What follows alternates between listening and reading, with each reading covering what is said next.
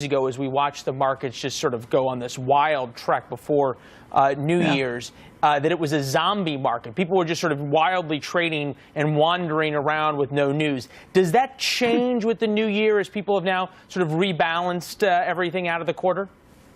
Yeah, I think so, Leland. And by the way, Happy New Year. It's good to see you. You as well.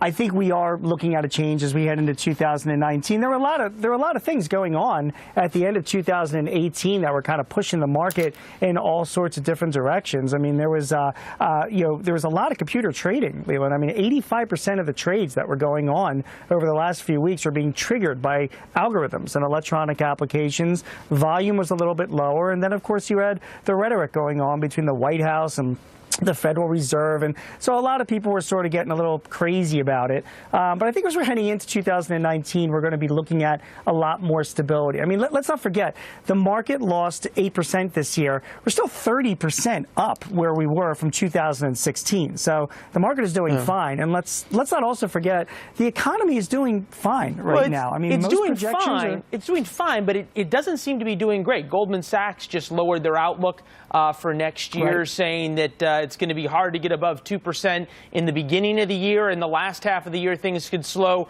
well below that. Agree.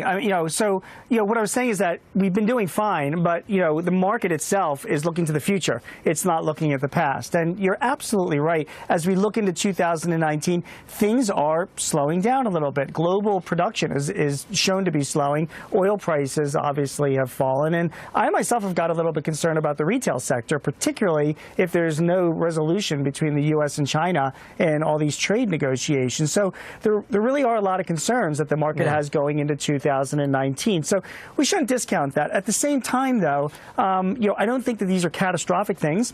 I don't think these are going to lead to some large decrease or an oncoming bear market, and I think a lot of experts would agree with me. I'll tell you one thing, Leland, that's going on behind the scenes too is interest rates. I mean, think about it. Right now interest rates are the highest they've been. The federal funds rate, which is what the rate that the Fed lends money to the banks, it's the highest it's been in the past 10 years. And think about it. You and me, all of our viewers, what options do we have to invest 5 years ago or 3 years ago when interest rates were so low? I mean, short of putting it in the stock market, you put it under, you would get a better return putting it under your mattress. Now, we have options, right? I mean, savings rates are starting to go suddenly up. a 5% dividend yield stock isn't enticing. As it used to be. You and I have a tendency to talk on holidays. You want to make a prediction for when we speak this time next year? Memorial Day? Is that what it's going to be? I think for 2019, we're not going to have a strong stock market, but I think we are going to have a consistently growing stock market. That could mean so many things. You're not going to nail down an over-under here? I'm looking for a 5% growth in overall stocks. This is 5% S&P growth.